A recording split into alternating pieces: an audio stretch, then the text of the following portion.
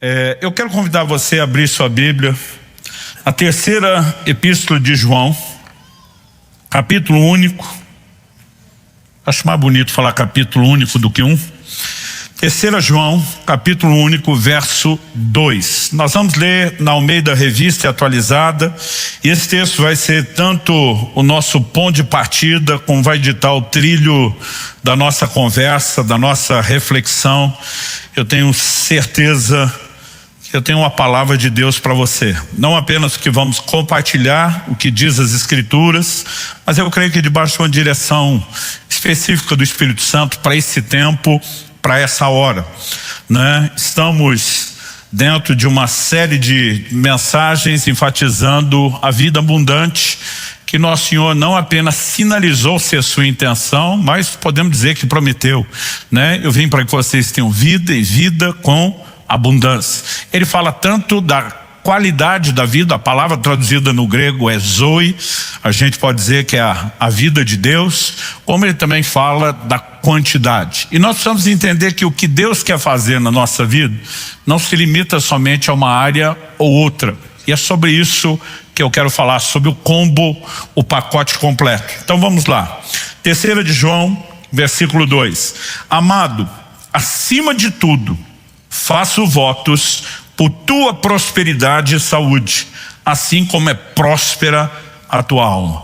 Eu vou pedir a você a gentileza de repetir esse texto comigo. Em primeiro lugar, porque isso é didático, nos ajuda a memorizar as Escrituras. Segundo, eu creio que sempre há um poder em declararmos a palavra de Deus. Isso é algo que a gente deve fazer de forma contínua. Então dá para juntar os dois agora. Você pode me acompanhar? Diga comigo: amado, acima de tudo, faço votos por tua prosperidade e saúde, assim como é próspera a tua alma. Bom, antes de mais nada, nós temos aqui João, um homem de Deus, um dos 12 apóstolos do Cordeiro, conhecido como o discípulo amado, aquele que reclinava a cabeça no peito do Senhor Jesus, escrevendo a Gaio, é a quem ele dirige essa epístola. E quando ele usa a expressão acima de tudo, ele não está apenas embelezando a introdução da sua epístola, mas ele está falando de um assunto importante. Acima de tudo, faço votos. Essa palavra traduzida como faço votos, ela tem um significado abrangente, né? Algumas versões traduziram desejo, outras traduções optaram por oro, porque essa palavra tanto era usada para falar de oração, para expressar desejos e também para falar dos votos. Então, essas tentativas diferentes de tradução dão aspectos distintos da mesma coisa. Mas ele está dizendo: eu faço votos, eu desejo, eu oro a Deus por duas coisas. Que você tenha não apenas saúde física, mas que você também tenha prosperidade. Que prosperidade é essa que ele está falando? A palavra traduzida aqui como prosperidade, de acordo com os léxicos, é a palavra grega eudu. Ela é a soma, combinação de duas palavras. Ela, né, é uma composição de duas palavras. Ele é um advérbio cujo significado é ser afortunado, passar bem, prosperar. Mas a soma da palavra odus, odu, ela significa caminho, estrada, caminho dos viajantes. Podia falar de um grupo no sentido de uma excursão, podia simplesmente ser aplicado para o ato de viajar, né? E, resumindo, ela significa uma boa e próspera jornada. Era o que alguém dizia a outra pessoa quando ela saía de viagem. Naquela época as pessoas, e essa lente cultural também é importante, não costumavam viajar a turismo. As pessoas não costumavam viajar para visitar parentes. De uma forma geral, né, os familiares viviam aglomerados, concentrados, para ter aquele elemento de comunidade, apoio, né, mútuo. E são raros os textos na Bíblia de alguém que vai a um lugar distante para visitar alguém, como quando Maria vai visitar Isabel. E são exceções e não a regra. Normalmente as viagens eram feitas para negócios. Então, quando alguém saía e o outro desejava boa viagem, em primeiro lugar estava dizendo que você vai e volte em segurança. Para quem não sabe, nós temos até uma promessa bíblica sobre isso. Meu pai brincava quando era criança que é o Salmo do viajante, né? O Salmo diz: o Senhor abençoará a tua saída e a tua entrada. Ele não fala a entrada e a saída, ele fala a tua saída e a tua entrada. Está falando do período onde você está entre a cidade onde partiu até a outra para onde vai. Está dizendo: desejamos segurança, mas também está desejando o quê? Que você prospere naquilo que vai fazer, seja uma venda de mercadoria, seja compra para revenda, sejam conexões comerciais importantes. De uma maneira geral, ela significava uma boa viagem, mas sempre com um contexto de proteção, de que tudo vá bem e que tenha resultados econômicos. Essa palavra passou a ser usada para falar de prosperidade material. Em 1 Coríntios, no capítulo 16, o apóstolo Paulo, orientando a igreja de Corinto, como ele fez com as igrejas da Galácia, ele diz: gente, não espere a hora da coleta para os santos chegar, que cada um vá juntando, pondo de parte no primeiro dia da semana, conforme a sua prosperidade. A palavra ali traduzida prosperidade, eudu. Ninguém vai discutir que ali Paulo está dizendo que a pessoa ia separar para contribuição de acordo com os seus ganhos. Prosperidade aqui significa algo material. Pergunta: Deus está preocupado ou desejoso com a minha e a sua prosperidade? Não dá para olhar um texto desse e dizer: acima de tudo faço votos por tua prosperidade e saúde, se Deus não quisesse nos abençoar nessas áreas. Nós muitas vezes temos uma dificuldade. Eu vejo pessoas, né? Outro dia eu vi alguém falando mal da teologia da prosperidade. Falei: por que você está falando mal? Eu falei: isso é um veneno. Eu falei: se é veneno, não é teologia. Se é teologia, não pode ser veneno. Então, ou você está falando de uma distorção doutrinária, ou você tem um problema de acreditar no que está lá, porque se é teologia, nós precisamos olhar para isso da forma correta. Pergunta é: prosperidade é um tema bíblico ou não é? Eu te respondo: é. Agora, muitas vezes nós percebemos que alguns nichos do meio evangélico estão pregando uma ênfase só no que Deus pode fazer na sua vida aqui na terra. Isso, evidentemente, não é saudável. O apóstolo Paulo escreve aos Coríntios e diz: se é só para essa vida que esperamos em Cristo, nós somos de todos os homens os mais dignos de lástima.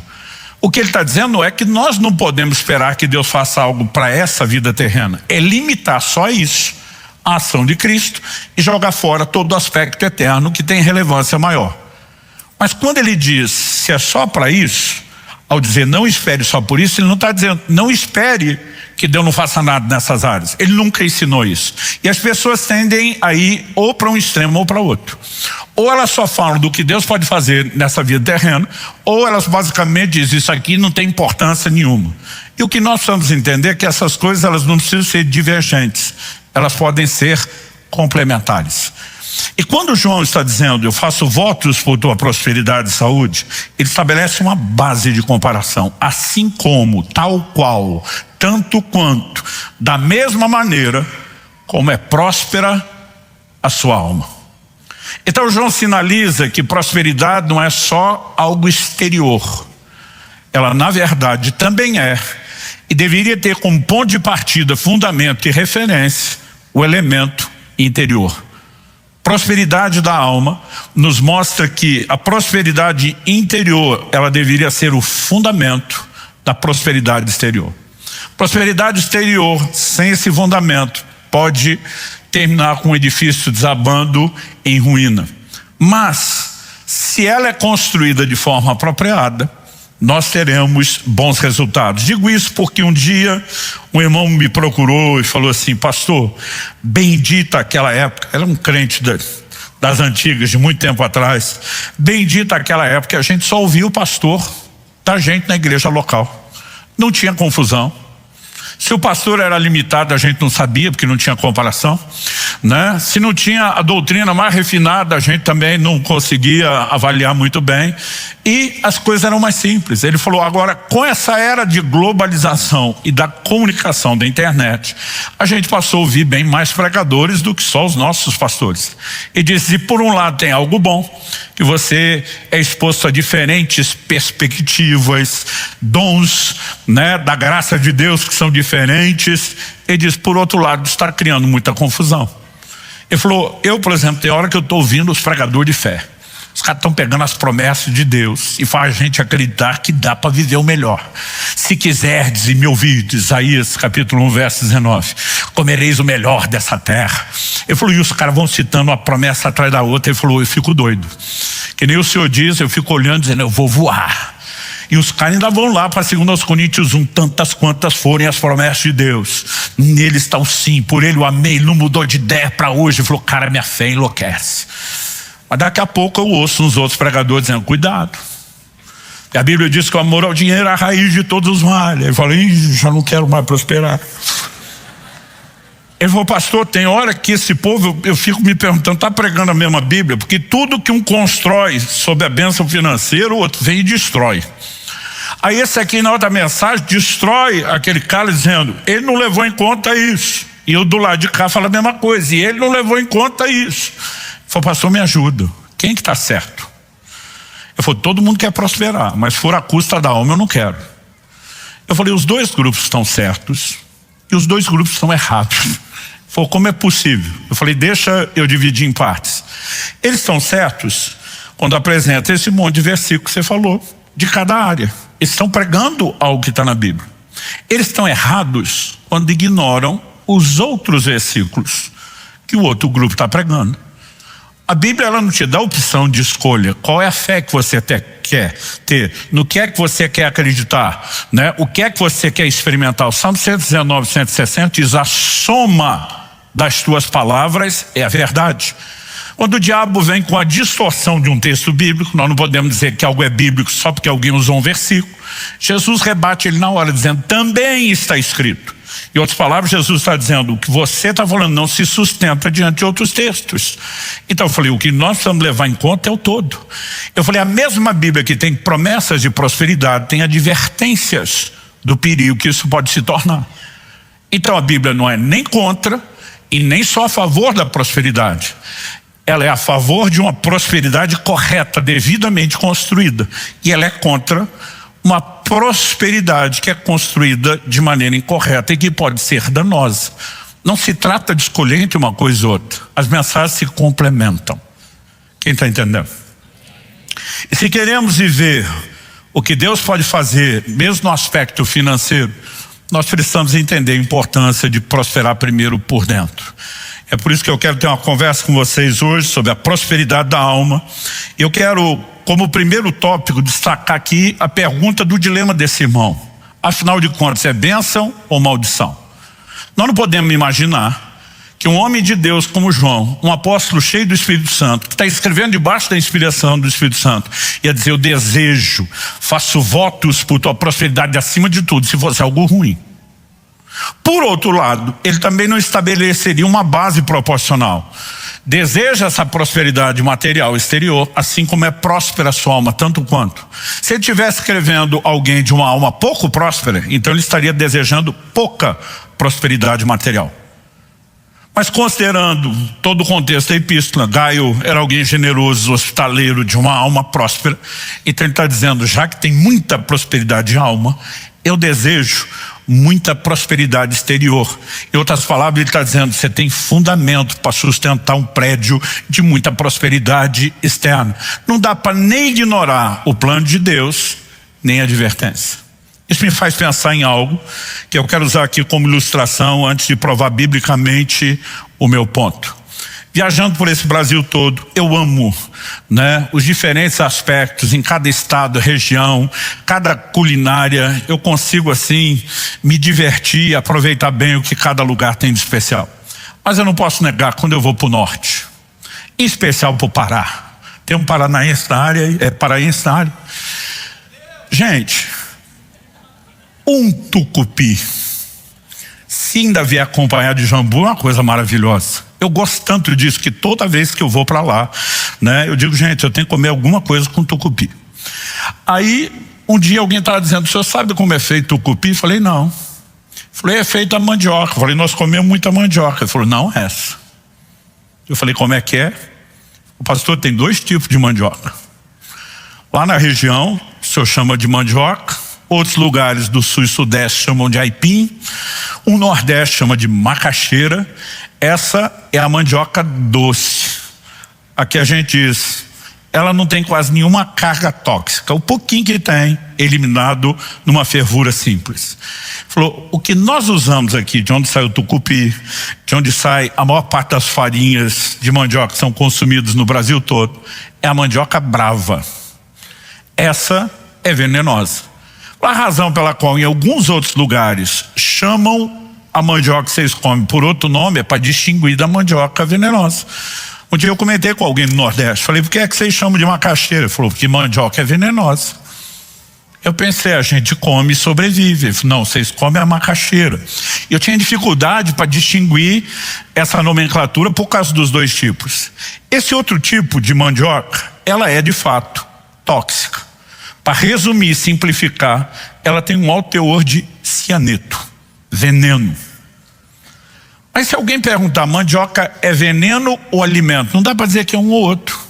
A gente vai responder, os dois. Para que você não seja envenenado, há todo um processo que os povos indígenas descobriram há muito tempo e surpreende muita gente ao longo do mundo, como tanto tempo atrás eles conseguiram não apenas entender o quão nociva a mandioca era, mas como se livrar daquilo. Eles passam processo onde eles vão ralando a mandioca. Depois de ralar de uma maneira muito específica, há processos de fervura que pode levar até 7 dias. Depois existe nesses intervalos, né, da fervura um processo de fermentação. Quando nós vamos falar ainda da farinha, existe um processo de torra. Tudo isso para eliminar o veneno. Mas se alguém perguntar, mandioca é alimento ou veneno? Você pode dizer os dois. Se houver o trato apropriado, deixa de ser veneno e vira só alimento. Se não houver o trato apropriado, não adianta usá-la como alimento, porque vai ser veneno. A pergunta é, a prosperidade é bênção ou maldição? Depende de como você lida com ela. A Bíblia enfatiza tanto o desejo de Deus, de que a gente tenha acesso à parte boa da mandioca, o alimento, como as advertências de que se não soubermos lidar, nós teremos um veneno, algo que não é só tóxico, pode de fato roubar nossa vida. E nós precisamos ter a percepção e o entendimento correto. Eu quero convidar você a me acompanhar numa leitura bíblica em Deuteronômio, no capítulo 8. Eu quero começar lendo do verso 7, nós vamos até o 18. A primeiro do 7 ao 10. O texto diz assim, porque o Senhor, o Deus de vocês, os faz entrar numa terra boa, terra de ribeiros de águas, de fontes, de mananciais profundos, que saem dos vales e das montanhas, terra de trigo e cevada, de vinhas, videiras, figueiras, romãzeiras, terra de oliveiras, de azeite e mel, terra em que vocês não terão escassez, em que não lhes faltará nada, terras cujas pedras são ferro e de cujos montes vocês extrairão o cobre. Deus diz, vocês comerão, ficarão satisfeitos, outra tradução diz, se fartarão, e louvarão o Senhor seu Deus pela boa terra que lhes deu. Parece que Deus está desejoso da prosperidade do seu povo ou não? Claro que sim. Vocês não vão ter escassez de nada, falta de coisa alguma, vão ter abundância, abundância de alimento, prosperidade material, e ainda vão terminar louvando a Deus. Não dá para você ler um texto desse e dizer Deus é contra. Agora, olha o verso seguinte, o 11. Vamos começar a partir do 11.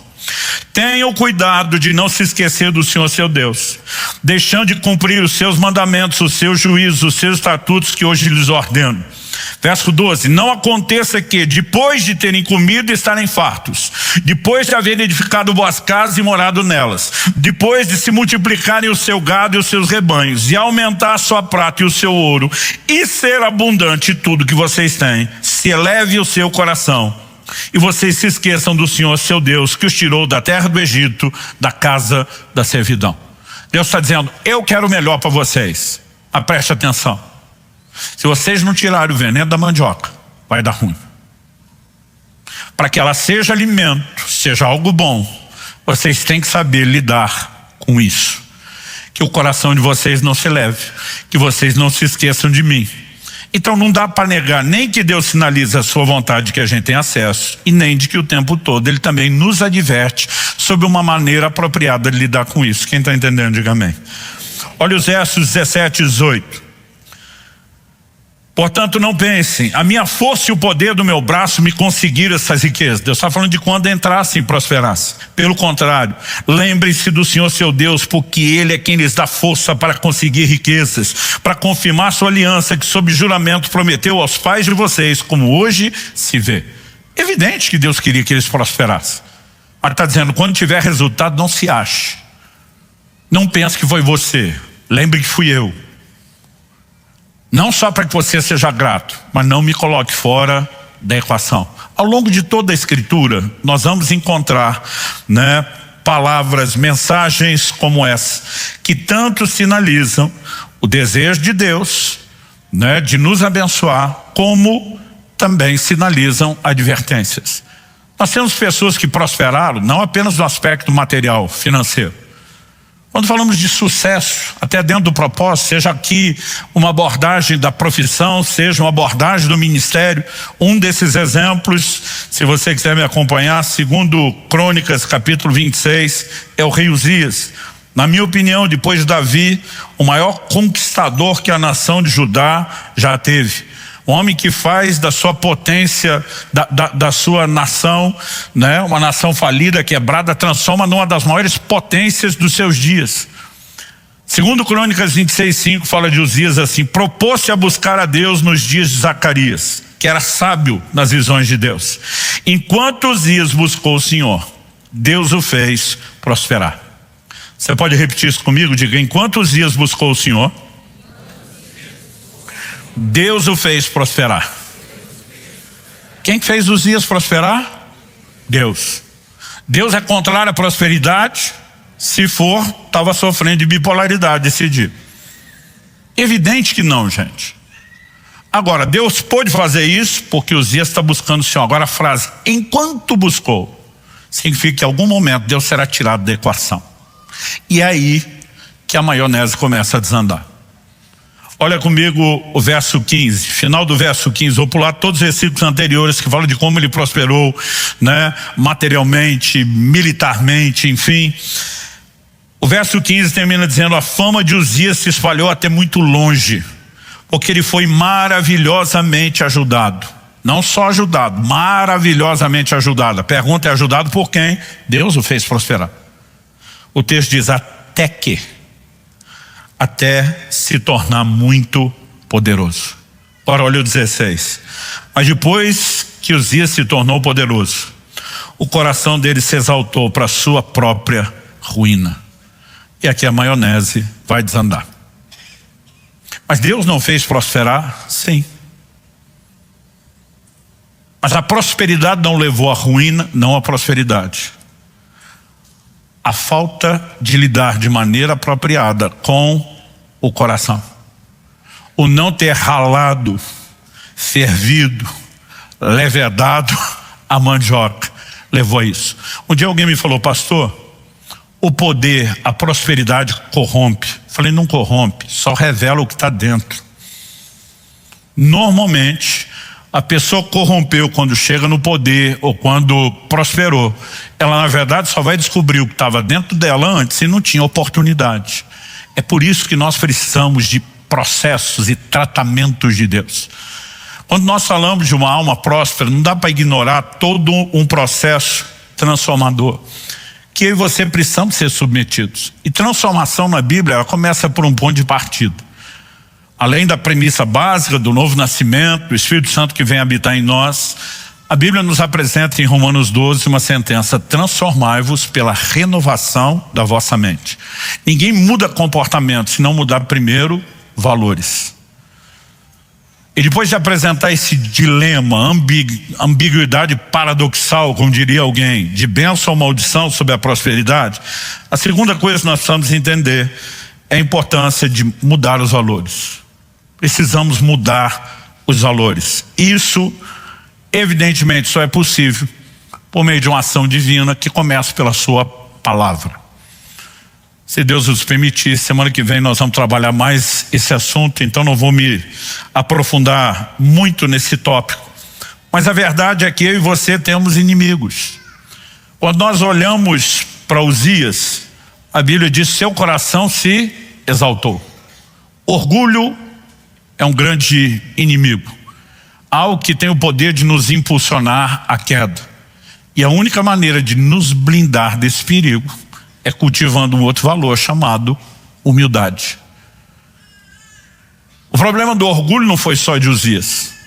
O apóstolo Paulo escreve a Timóteo e diz: na hora de estabelecer um bispo, um líder, que ele não seja neófito, novo na fé, imaturo. Ele não está questionando a autenticidade, a genuinidade da conversão. Mas ele sabe que se não houve tempo para amadurecer, essa pessoa ainda está sujeita a algumas questões e não deveria ser alçado a uma posição de autoridade antes de certos processos. Ele termina dizendo assim: para não acontecer que se ensoberbeça e caia na condenação do diabo. O que é a condenação do diabo? A Bíblia mostra que o motivo da queda de Satanás foi o orgulho. Se achou. E o camarada que caiu com isso é um mestre em conduzir as pessoas a agirem da mesma forma. Isso acontece com gente como Uzias, pode acontecer com alguém que está no ministério e pode acontecer com alguém que prospera financeiramente. Abra comigo sua Bíblia, por favor, na primeira carta de Paulo a Timóteo, no capítulo 6. Eu vou retomar a ideia e o conceito daquela ambiguidade paradoxal. Verso 9 e 10. Aquele irmão que veio falar comigo: e aí, pastor, a gente abraça a prosperidade ou foge dela? Ele citou esse texto. 1 Timóteo capítulo 9 verso 10 diz: mas os que querem ficar ricos caem em tentação e armadilhas, em muitos desejos insensatos e nocivos, que levam as pessoas a se afundar na ruína e na perdição. Porque o amor ao dinheiro é a raiz de todos os males. E alguns nessa cobiça se desviaram da fé e atormentaram a si mesmos com muitas dores. Ele falou: não parece ser uma boa ideia prosperar. Eu falei: não, o problema não é prosperar. O problema é a ambição do coração para isso. Os que querem, o porquê querem, o como querem. Porque eu falei, o mesmo texto de 1 Timóteo 6, se você acompanhar comigo por lá no verso 17, no mesmo capítulo, Paulo está seguindo a mesma linha de pensamento. Ele diz: exorte os ricos desse mundo. Então eles tinham gente rica na igreja, a que não sejam orgulhosos, nem depositem a sua esperança na instabilidade da riqueza, mas em Deus, que tudo nos proporciona ricamente para o nosso prazer. Vou pedir para você repetir uma frase comigo. Diga comigo: em Deus, que tudo nos proporciona ricamente para o nosso prazer. Gente, é evidente que Deus tem uma mentalidade de abundância e que não é só suprir necessidade. A Bíblia está dizendo que é para nosso aprazimento, como diz outras versões. Então, você não pode pegar os versículos 9 e 10 e dizer Deus é contrário à prosperidade. A Bíblia está dizendo que Ele quer prover ricamente para o nosso prazer. Mas Ele está dizendo: para eu te dar mandioca, você tem que tirar o veneno dela. E quando nós falamos da mandioca, o veneno não está bem dentro dela, está bem dentro da gente. Ou seja, o processo de prosperidade de alma, de trato, de mudança interior é muito necessário para que essa prosperidade seja material, seja algo da sua carreira, algo do ministério, ele seja sustentável, sem prazo de validade. E para isso nós precisamos mudar valores. De novo o elemento do orgulho aparece aqui. Exorte os ricos desse mundo a que não sejam orgulhosos. Ah, pastor, tem gente que prospera já empina o nariz. É verdade, mas não é esse orgulho que Paulo está falando. Qual o orgulho que ele está falando? É o orgulho de se tornar autossuficiente e deixar de confiar em Deus. Ele diz: exorte a que não sejam orgulhosos, que não coloquem a sua confiança, a sua esperança na instabilidade das riquezas. Gente, a vida é cíclica. Se tem algo instável na economia no mundo desde há muito tempo, é a economia. A Bíblia está chamando a própria riqueza que o crente tem de instável. Hoje você tem, amanhã pode não ter. Não quer dizer que não vai ter nada, mas talvez não tenha tanto. Então o que a Bíblia está dizendo é: não seja orgulhoso a ponto de confiar nisso. Nós não podemos deixar de confiar em Deus. Esse Deus quer nos prover ricamente. Mas nós não podemos excluí-lo da equação. Nós não podemos, depois de prosperar, dizer: fui eu eu sou o cara, eu faço acontecer. Deus diz, não diga que foi o seu braço. Lembre do Senhor seu Deus. Isso significa não apenas confiar, mas se manter submisso a Ele, né? Nós estamos falando de prosperidade de alma como algo que vem a partir do cultivo de valores que vão sendo mudados.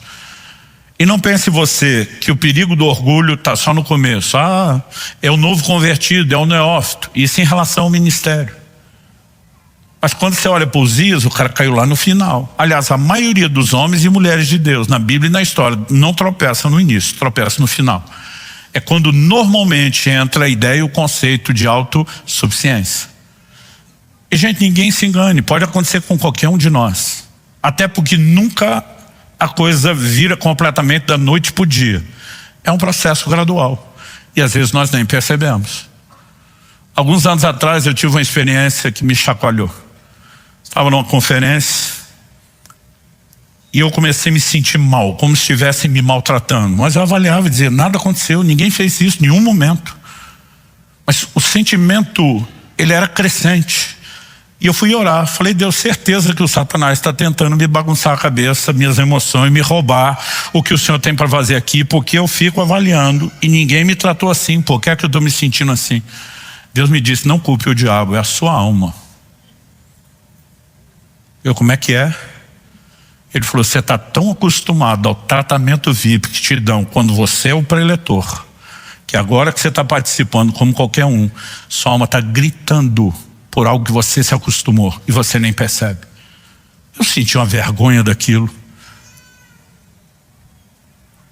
Porque tudo que eu pensava, eu só podia dar os parabéns para todo mundo, o trato, a maneira. Mas muitas vezes nós não percebemos. Quando falamos de mudar valores, gente, é ato contínuo. Não é o que você faz um dia na vida, no início da conversão e garantiu tudo depois.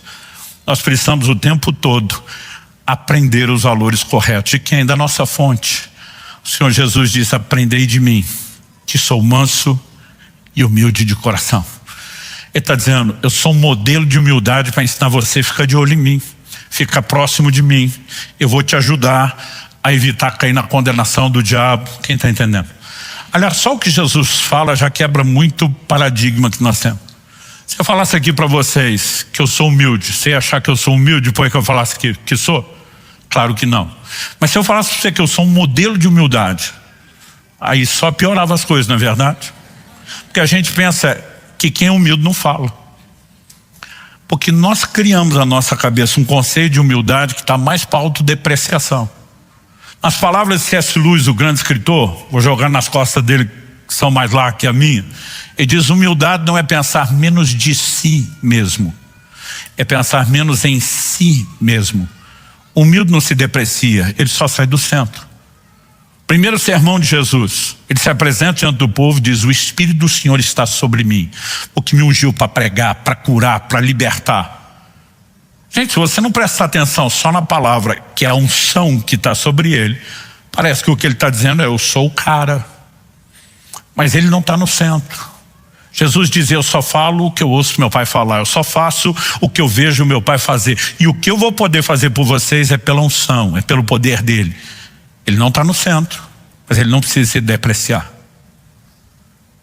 Agora, humildade sempre nos mantém no lugar de dependência, é o Senhor que faz, é o Senhor que dirige. No final das contas, eu não sou o cara. Quem está entendendo? Nós vamos trabalhar esses valores. Quando falamos de contentamento, assim como a humildade nos blinda em relação ao orgulho, o contentamento nos blinda em relação à avareza. É uma mensagem bíblica. O mesmo Deus que apresenta a visão de abundância, ele também fala de contentamento. Hebreus capítulo 13, verso 5, se você for rápido de endereço, temos uma mensagem clara, incontestável, que a vida de vocês seja isenta de avareza. Como? Contentem-se com as coisas que vocês têm, porque Deus diz, de maneira alguma deixarei você, nunca jamais o abandonarei. A mensagem de contentamento está lá, na mesma Bíblia que fala sobre abundância. Por quê? Algo que nós vamos entender e falar também nos próximos domingos é o propósito da abundância. Não é que ela toque só você.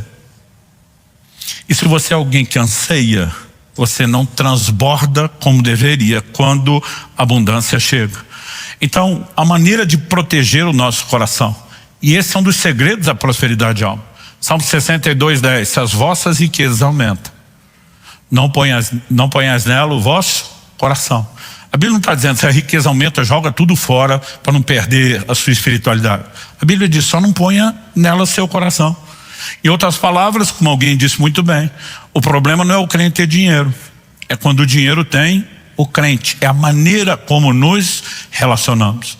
E o contentamento, que é algo que se aprende, ele não nasce espontaneamente dentro de mim e dentro de você. À medida que nós cultivamos esse tipo de valores, nós blindamos o coração contra a avareza. O mesmo podemos dizer da generosidade. O ser humano é, por natureza, e diga-se, uma natureza pecaminosa, um ser egoísta.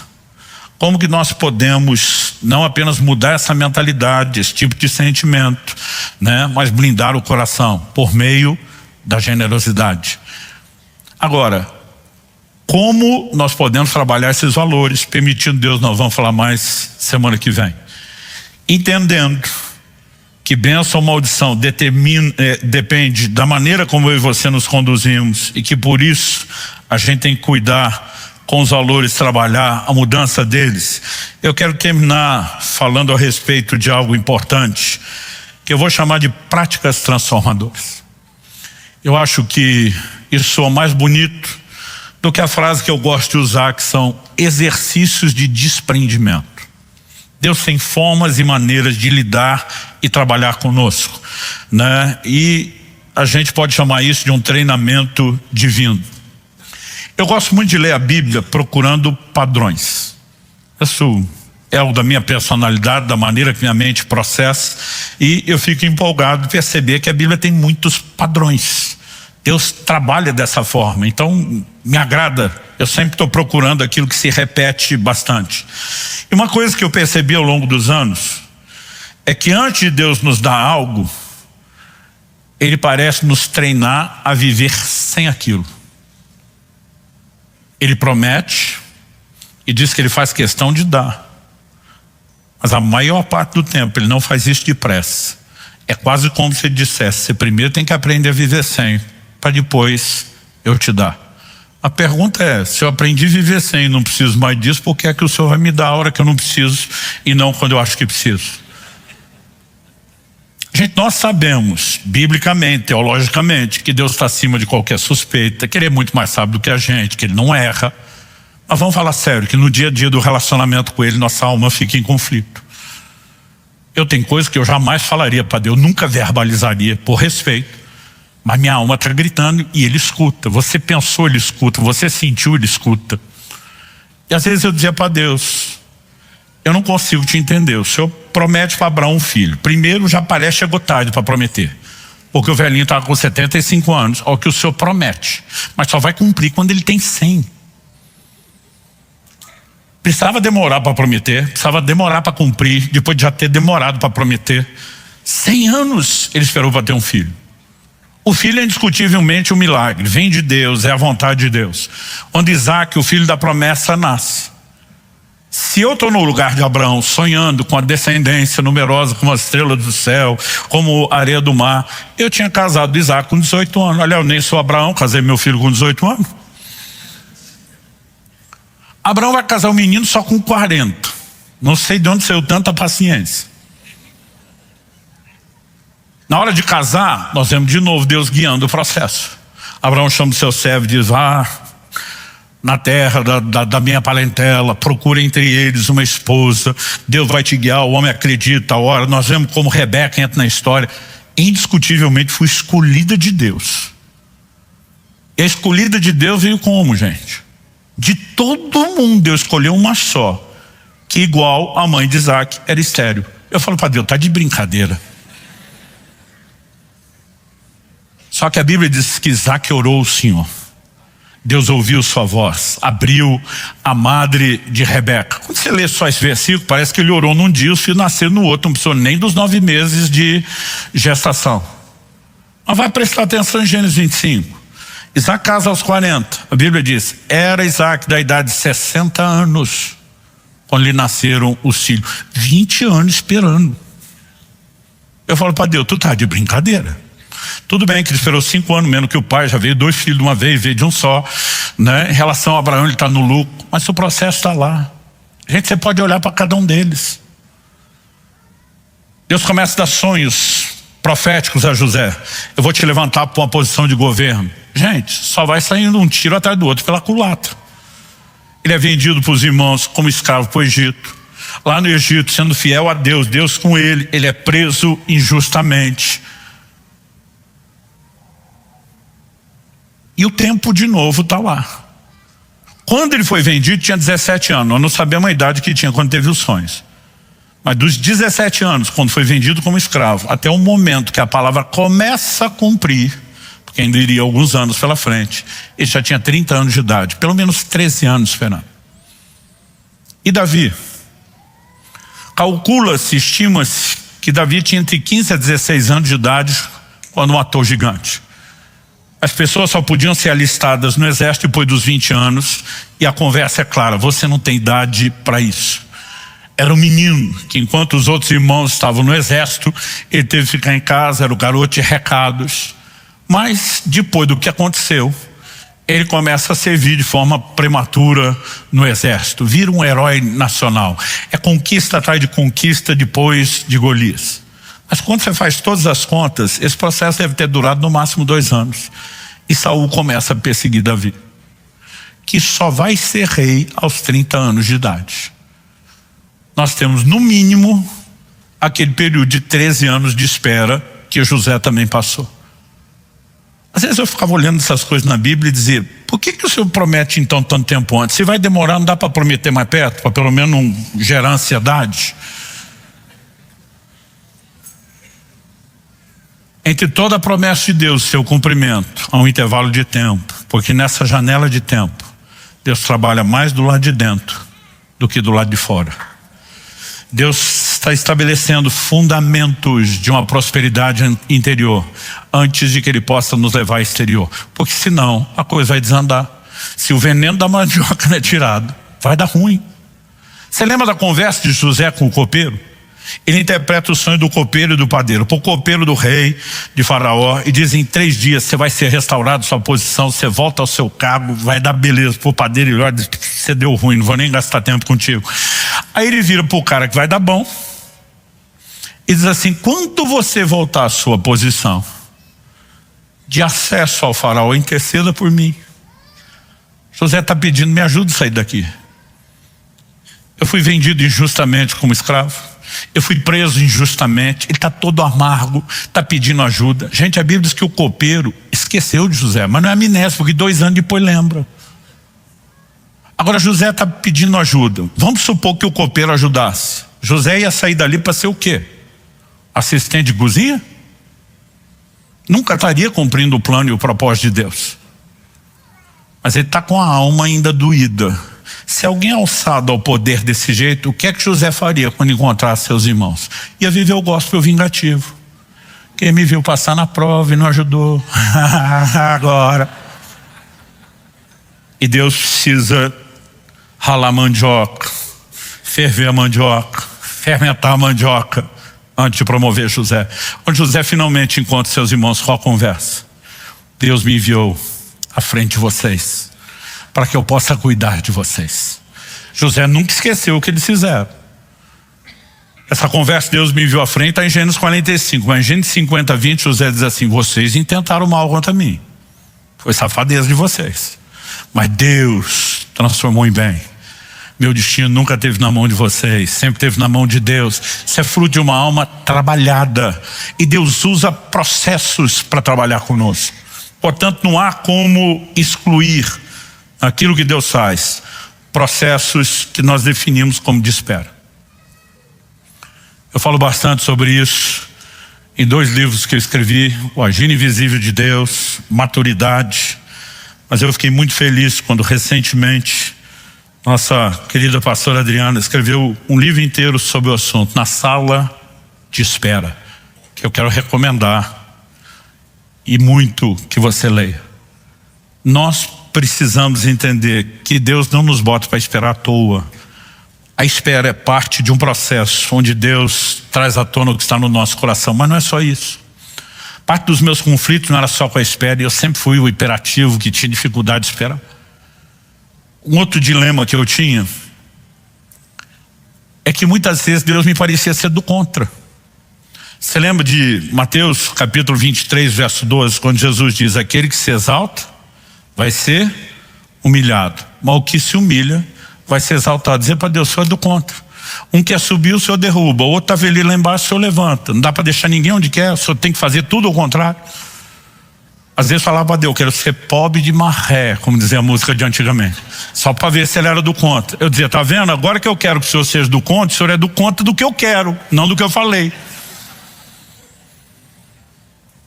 Demorou para eu entender que isso não tem nada a ver com Deus ser do contra, e sim com processos. Quem se exalta, quer muito se promover, não está confiando em Deus, acredita que pode chegar lá sozinho, já começou do jeito errado. Deus precisa ensinar humildade. Mas a gente pensa que o que se exalta será humilhado é uma pessoa, o que se humilha será exaltado é outra. A maioria de nós não para pensar que essas duas coisas podem acontecer com a mesma pessoa. Mas nós temos exemplos bíblicos disso. Nabucodonosor foi o primeiro governante de um império mundial da história da humanidade. Foi exaltado por Deus. Vários textos da Bíblia dizem que Deus o colocou naquele lugar de autoridade. Mas a Bíblia mostra, mesmo depois da advertência de Deus, que um dia ele está olhando para o que fez, admirando a Babilônia. Imagina ele de frente para o jardim suspenso, pensando: eu sou o cara, tem ninguém como eu. E se cumpriu a advertência divina. Você vai ser contado com os animais, vai ficar fora de si por 7 tempos. O cara fica 7 anos como um doido, literalmente vivendo como um animal. Quando o juízo lhe volta, a primeira coisa que ele lembra era a palavra que Deus tinha dado. E ele começa a reconhecer: eu não sou nada e ninguém. O Senhor exalta a quem quer, o Senhor faz como quer. E a Bíblia diz: depois disso Deus o engrandeceu e o seu reinado lhe foi restituído. Então o cara se exaltou, foi humilhado, mas depois que aprendeu a humilhação, Deus exaltou. A questão não é que Deus era contra a exaltação, Deus era contra o processo que a pessoa queria promover e exaltar a si mesmo. Dá para entender a diferença? Então, todas as coisas convergem no quê? Essa prosperidade interior. E eu e você precisamos cultivá-la.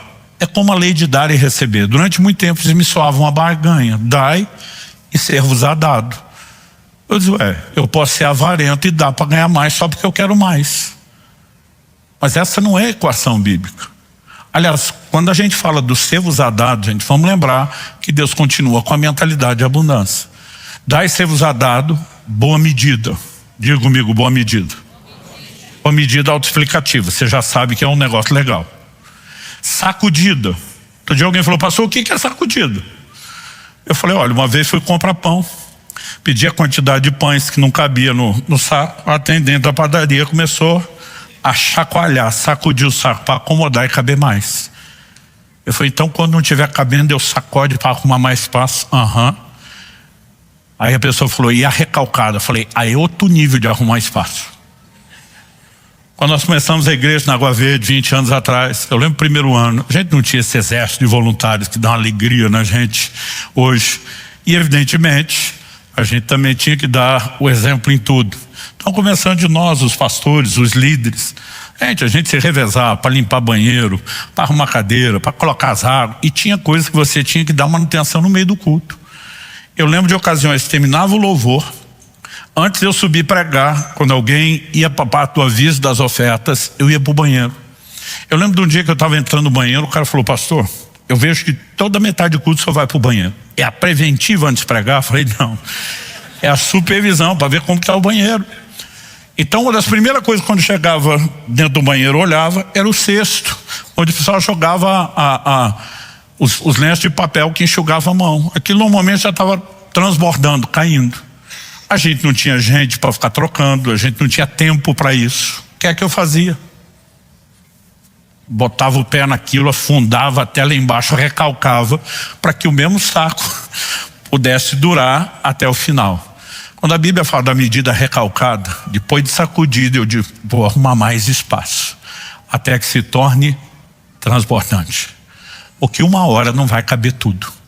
E nós precisamos entender em outro momento qual o propósito de que ela seja abundante.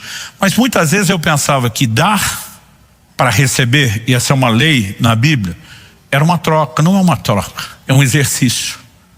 Deus diz, eu te ensino desprendimento, eu blindo o seu coração com contentamento, para que você tenha a estrutura de receber mais sem se perder depois.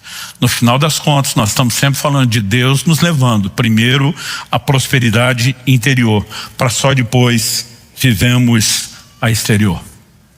Essas coisas passaram a chamar muito a minha atenção. É a razão pela qual eu escrevi 2 livros que eu quero aproveitar para recomendar aqui: o Agir Invisível de Deus e Maturidade, o Acesso à Herança Plena. Foi porque logo no início da minha carreira ministerial, eu descobri como nós, a semelhança de Uzias, podemos nos perder. Eu comecei um ministério muito cedo e começamos a ter resultados, tanto pela ação de Deus, uma época em que vivíamos um mover de milagres, não era só unção que cada um carrega, era algo que Deus estava fazendo na nação. As coisas começaram a andar muito depressa. E Deus literalmente precisou me frear, me parar. Eu tive um acidente de carro que me tira de um ministério itinerante, onde as coisas iam muito bem. E durante aquela pausa para me recuperar, foi quando Deus fala com mais clareza algo que eu estava lutando contra, que Ele me queria no ministério pastoral, que na época eu não queria. Mas no final das contas, pressionado por tudo que aconteceu, lá fui eu. E depois de um ano, quase um ano, 11 meses e meio, de estamos à frente dessa igreja lá em Guarapuava, chegou o momento de sermos ordenados, estabelecidos. É o processo que nós chamamos de probatório. Quem foram os homens de Deus que botaram a mão na minha cabeça nesse dia? 2 deles já estão com o senhor, pastor Miguel Piper e o nosso querido Francisco. Mas também pastor Tomás, que hoje é parte da nossa equipe. Miguel e Tomás me deram palavras proféticas extraordinárias. Mas quando chegou a vez do Francisco, foi algo assim impressionante. Ele me virou avesso, falou dos segredos do coração. Eu nunca tinha visto alguém ser tão profundo, detalhista numa palavra profética como a dele. E depois fui falar com ele. Falei, cara, que palavra profética foi essa? Ele falou para mim, eu não estava profetizando. Eu falei, não estava profetizando, estava o quê? Se isso não é Deus falando, não sei o que é. Ele falou, não disse que não era Deus falando. Só não disse que eu só disse que eu não estava profetizando. Ele me contou o que aconteceu. Ele diz, na hora que eu me pus as mãos para orar com você, eu tive uma visão aberta de um anjo de Deus em pé ao seu lado. Foi ele que me contou aquelas coisas. A resumir a história, que já é conhecida de muitos, ele disse que esse anjo se apresenta de maneira formal, dizendo, fui enviado da parte do Deus Altíssimo, Todo-Poderoso. E diz para o Francisco que você tem uma preocupação muito grande com eles. Hoje eu entendo a preocupação do Francisco. Eu brinco que hoje nem eu teria ordenado eu mesmo daquela época ao ministério. 20 anos de idade, solteiro, imaturo, teria esperado mais, com certeza. Então ele está apreensivo, mas o anjo fala para ele, eles estão nas mãos do Senhor. Ele está cuidando deles. Estão no lugar certo, na hora certa, fazendo a coisa certa. Isso tranquilizou o Francisco. Mas depois disso o caldo entornou para o meu lado. O anjo aponta para mim e diz, quanto porém a este? Ele é rebelde. Ele não aceita o tratamento de Deus na vida dele. Tratamento é a maneira como chamamos esses processos. Eu estava muito indignado com aquele acidente. Eu dizia para Deus, certeza que isso é coisa do Satanás. Minha pergunta para o Senhor é por que é que o Senhor deixou o miserável do Satanás me tocar? Porque eu não deixei. Essa era a minha discussão com Deus, mas não tinha resposta já há mais de um ano. Nesse dia o anjo fala para o Francisco, diga para ele que o acidente de carro que ele teve no ano passado foi de fato, como ele diz nas orações dele, uma tentativa de Satanás destruir a vida dele, mas diga por que Deus o permitiu. E até hoje, são 30 e tantos anos depois, ter que tocar nesse assunto ainda me faz sentir vergonha, e não é pouca. Porque eu passei um ano questionando a fidelidade, a justiça de Deus, a maneira de Deus lidar com as coisas, para nesse dia o anjo dizer assim, o ministério dele estava crescendo mais rápido do que a capacidade dele de se deixar ser tratado, trabalhado por Deus. Era só uma questão de tempo E o sucesso se transformaria em fracasso, porque não havia estrutura para suportar isso. Se você não tirar o veneno da mandioca, prosperidade pode ser danosa. Não importa se falamos de finanças, se falamos de sucesso na carreira, no ministério, o que for. Ele diz, o diabo queria pará-lo porque o via como uma ameaça. Deus precisava pará-lo para não perdê-lo. E onde diz, diga para ele que nos próximos anos Deus vai tratar profundamente com ele. Até que chegue a hora que ele esteja pronto e liberado para voltar do ponto em que eu parei. Sabe quanto tempo levou para eu voltar do ponto em que Deus me parou? 25 anos. Em dezembro de 2018, Deus me falou um ano antes, você conclui o processo de transição, colocando o Marciano à frente da igreja, e você volta para fazer aquilo que nós paramos lá atrás. 25 anos. Para ter maturidade, para recomeçar, não para estar pronto para tudo. Nós não podemos imaginar que no reino de Deus tudo é expresso como o jeito como nós preparamos comida em casa ultimamente. Deus trabalha com processos para o nosso próprio bem. Entender isso tão cedo, o como prosperar, mesmo dentro de um chamado do plano de Deus, sem a devida estrutura, poderia ser uma ruína. Me fez fugir não de almejar o sucesso, mas de nunca querer chegar lá, nem de forma rápida, nem com atalhos, e nem sem os processos de Deus. Então dá para entender João dizendo para Gaio, eu quero que você prospere do lado de fora, tanto quanto prospera do lado de dentro. Se não tiver o fundamento de prosperidade interior da alma, prosperidade exterior é um prédio que vai desmoronar. Mas se tiver o devido fundamento, a prosperidade exterior não só é sustentável, como ela vai cumprir o seu propósito, que não é nos colocar no centro, mas fazer algo maior e melhor do que apenas nos abençoar. É fazer de nós abençoadores. Quem está entendendo? Você recebe essa palavra? Pai, eu oro com cada um dos meus irmãos e irmãs nesse lugar e com aqueles que nos acompanham nessa hora, por meio da transmissão, ou mesmo posteriormente, assistindo essa gravação. Eu oro que nesse exato momento em que param para orar conosco, que o Espírito de Deus comece não apenas a sinalizar, talvez onde estejamos dentro dos seus processos, mas as necessidades que temos de sermos em modo contínuo, gradual, porém progressivo, trabalhados pelo Senhor. Para que a prosperidade da alma não apenas esteja presente, mas para que ela de fato seja desenvolvida como um fator de proteção para o coração de cada um de nós. Que somos gratos, ó Deus, pelo seu intento e pelos seus planos de nos prosperar. Mas não queremos chegar a esse lugar sem os teus processos. Nós reconhecemos que se a prosperidade, seja ela a área em que for, será bênção ou maldição, não depende do Senhor, depende da maneira como lidamos com isso. E nós precisamos de Ti e de Te dar o devido espaço, a devida correspondência nesses processos. Eu oro que hoje o Senhor toque, fortaleça, sustente, renove o ânimo de muitos, fortaleça a paciência, para que possamos dizer como Davi, esperei com paciência no Senhor. Mas que possamos ao longo do processo não apenas esperar, mas nos permitir ser preparados. Nós queremos viver o combo completo de tudo aquilo que o Senhor tem para o plano espiritual, emocional, material, físico. Nós queremos viver a vida abundante em todas as áreas. Nós queremos fazer isso, ó Deus,